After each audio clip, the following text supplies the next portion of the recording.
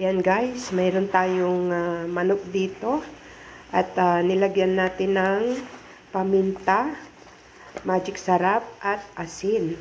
Yan, halu-haluin muna natin. Yan guys, at hulaan nyo kung anong luto ito. Ayan.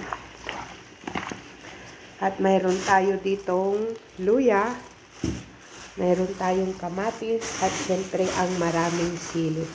Ayan. Ito na at ipiprito natin ng bahagya yung ating manok. Ayan. Ayan guys. Hot cook lang yung pagprito natin dyan.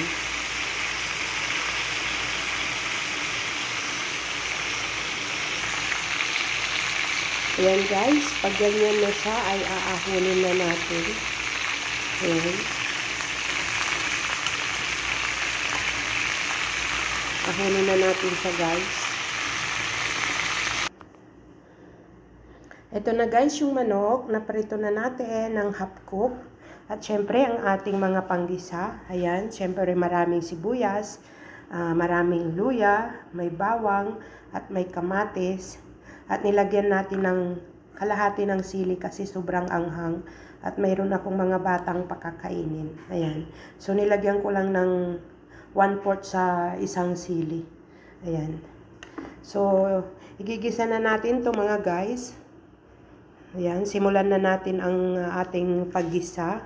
Painit muna natin yung ating mantika. Ayan. Ayan guys. Gisa-gisa na tayo. Siyempre, halo-halo na dyan.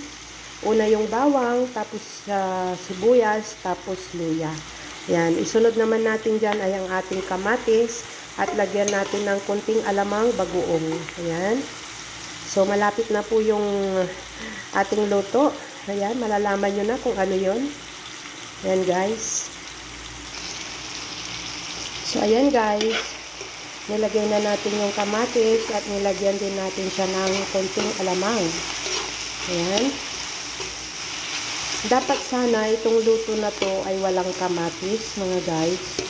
Pero sa akin kasi, mas nasasarapan ako pag mayroon siyang kamatis.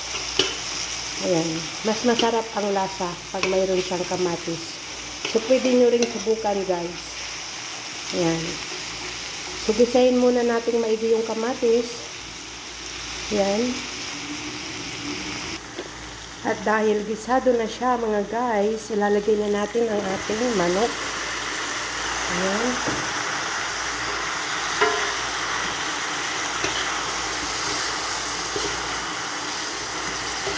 Halo-halo muna siya para kumalo yung lasa. Ayan. Ayan guys. Tapos, ilalagay natin yung ating kakanggata. Ayan. Ayan, siguro guys, alam nyo na ngayon kung ano itong luto. Ayan. So, hayain nating maluto siya dyan sa ating kakanggata. Ayan. At lalagyan pa natin uli siya ng gata sa huli. At ang maraming sili. Ayan guys. Guess what mga guys? Ang ating luto. Ayan.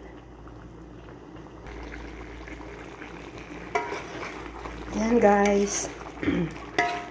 Creamy na siya. At hinalo ko na rin yung beans. Ayan. Ayan guys. So siguro alam nyo na to. Ayan, ito po ay Bicol Express. Ayan. Tapos ilalagay natin yung pure na gata. Ayan. Ayan na guys. Lulutuin natin yung gulay. At tapos na ang ating luto. Ayan, ang ating Bicol Express ala Ate Shimar. Ayan.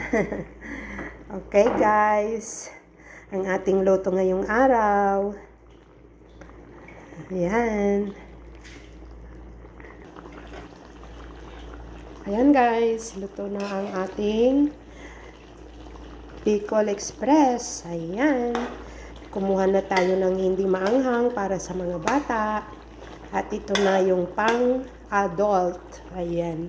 So, shout out sa lahat. Ayan, sa mga kaibigan natin dyan at sa ating mga pakakainin. Shout out sa inyong lahat. Ayan, guys. Ate Shimar po. Maraming salamat sa panonood. Ayan.